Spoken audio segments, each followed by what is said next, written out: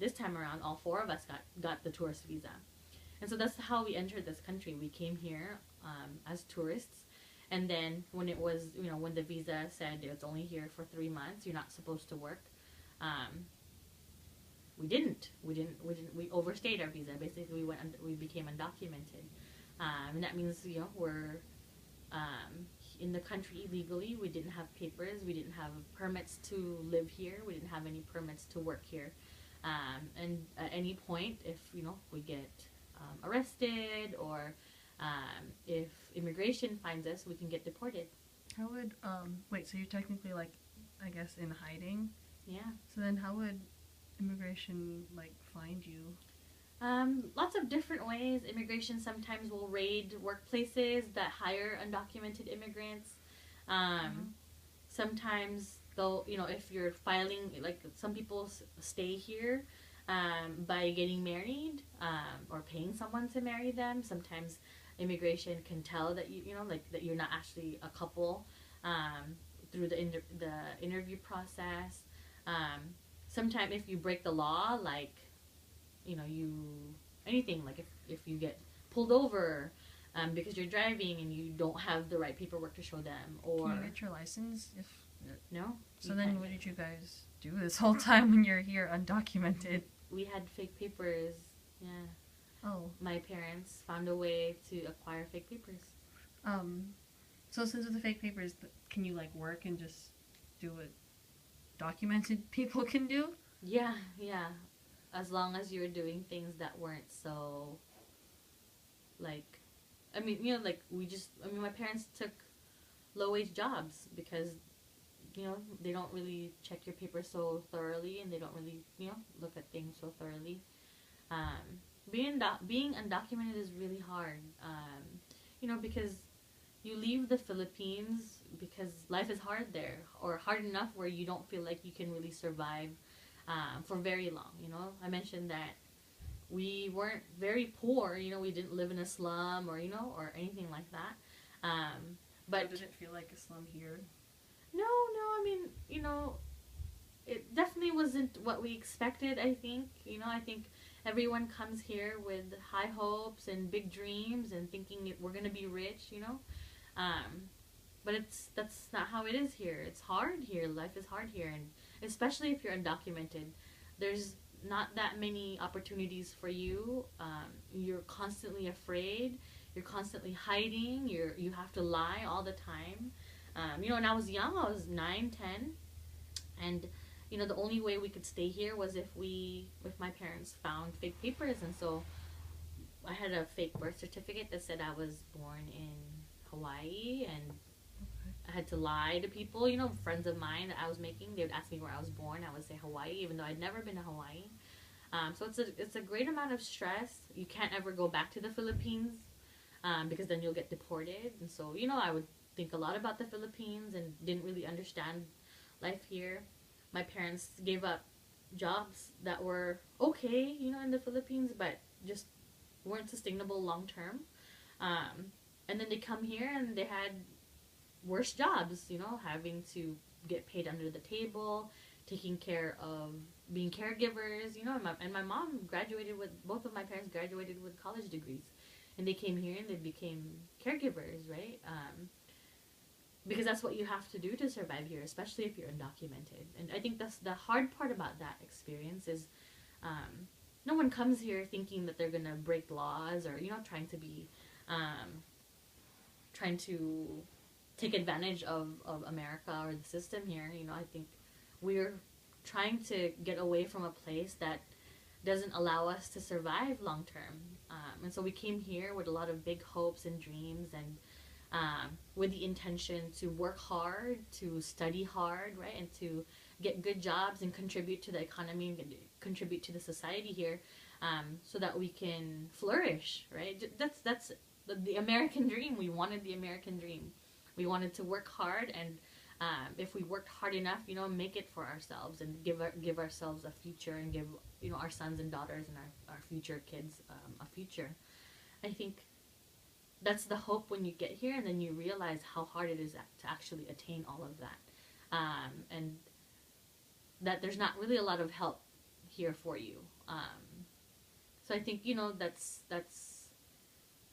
that's what we traded, to get here. I think I have very fond memories of the Philippines. I love the Philippines, and I, have very happy memories of my childhood.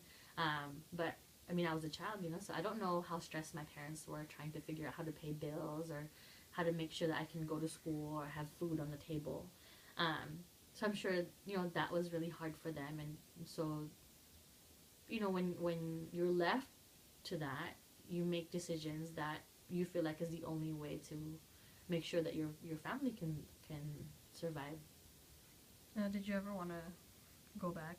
Yeah, of course. I always wanted to go back, at least to visit. We have a big family there. I mean, my dad's side of the family, they're all here already, and for the first couple of years, it was hard for me to kind of to find things in common with my cousins on my dad's side, because they were all, majority of them, well, actually, they had just been all living here for so long, and we're so used to America, and Or were they like Americanized? Or, yeah, much more. And so I was trying to kind of find connections with them, but we just had different life experiences when I was that young.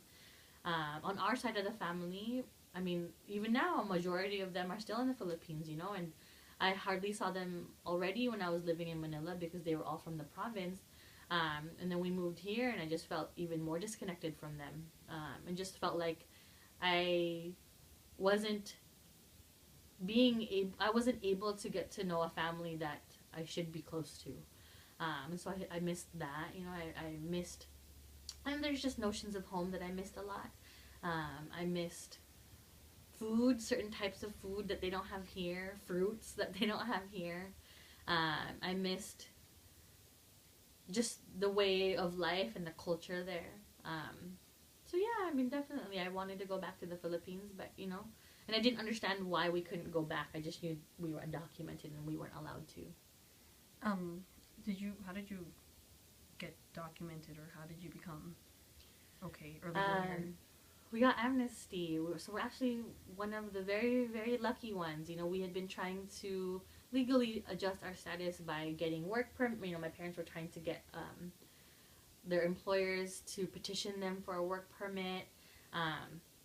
When you're undocumented, you'll try anything to try to get documented and adjust your status. And so my parents, I feel like, have considered everything you could think of to try to make it right. They considered getting divorced and just getting married to other people so that they could both get documentation, and then since we were minors, we would automatically get documentation if theirs pushed through. So they talked about getting divorced just so that we could survive here. They tried to get employers to petition them so that they could get a work visa and be legal. That's how Tita Juliet, that's how my dad started working for Tita Juliet in Oregon. Because she owned her own business, she could try to petition him. Wait, so what the heck? So when I was born, right? When he was working for Tita Juliet, Yeah. right? What the heck? So even like at that time, you guys still weren't documented yet? We didn't get documented until 2006. What? So we were undocumented for almost 15 years. What is that? 13 years? 12 years? Something like that.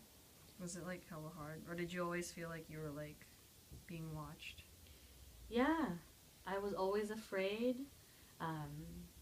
I grew up, being told that I'm not like every other kid or not like every other teenager, and that I can't take risks, and so even doing normal things were riskier for me. So while everyone is, say in high school or in college where people were partying, like when the cops come to break a party apart, like for everybody else, it's like, oh, whatever, the cops, right? Like I'm just gonna go home and I'm drinking or whatnot.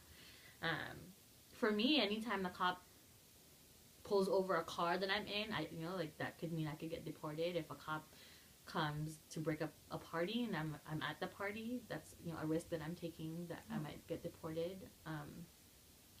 I wasn't allowed to talk about it, so I didn't actually know until it wasn't until I was in college already that I realized that there's other undocumented people that's like me outside of me and my family, because we weren't allowed to talk about it to anybody. So when you were documented, wait, in 2006, were you in college already? Yeah, that was when I went back to the Philippines with you guys. We had just gotten our papers. What That's the where we heck? went. So then, like, since you're undocumented, wasn't it like hella hard, like going out with your friends and like hanging out and stuff?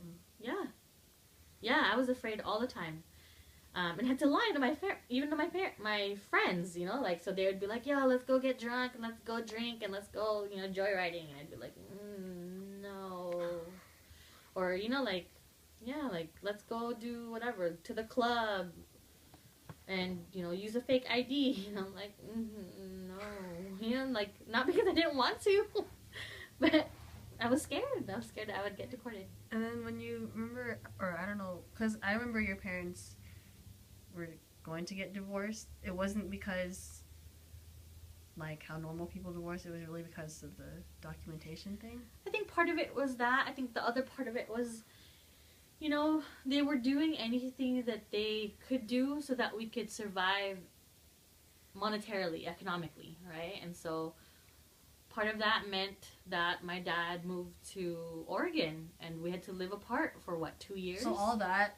was because of the undocumentation thing. What the heck? I didn't know this whole time. I thought it was just because. No, yeah. I mean, because he couldn't find a regular job. And this country doesn't recognize the degrees that we have in the Philippines. So even though both my parents graduated with degrees, that doesn't mean anything here.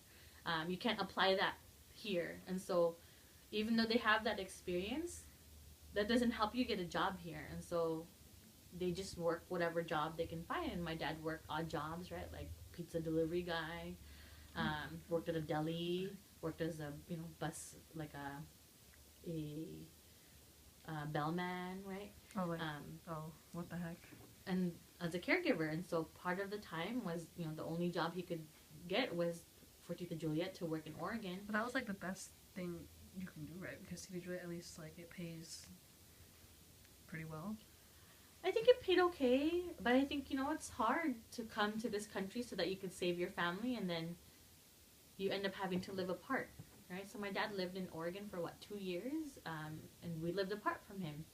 And, I think that's hard for any family to endure. I think it's hard for a marriage to endure, where you don't see your partner. You don't get to make decisions together. You're always fighting about money because that's what we're here for, right? It's to survive. And then, at the same time, my mom is raising 2 teenagers, my sister and I, and, we're a handful. We're a pain in the ass. And she's having to learn how to discipline us and how to raise us on her own, even though her partner, is around but not, and every so often he'd come home. I think when that makes that takes us a toll and a strain on your marriage. And so, eventually when my dad made the decision to come back here, my mom wasn't happy. I think, because that means he has to find a job again. How are we going to be economically stable? And when he moved here, it was hard. I think they had to learn how to be married again. They hadn't been living in the same house for 2 years. They had to learn what that meant, how to have conversations with each other that spanned longer than like 5-10 minutes on the call. They had to learn how to share meals. They had to learn how to be around together, like in the same room again. And that took a while. That was hard. I mean, he slept on the couch for a long time before, they like started to live together again. I didn't know it was because of the undocumented. I really thought it was just because they were fighting this whole time. Yeah, I mean, I think they were fighting about normal things that couples fight about. But when you're undocumented and you don't feel like you have a way out, it heightens all of that, right? It adds to the pressure and it makes it that much more stressful.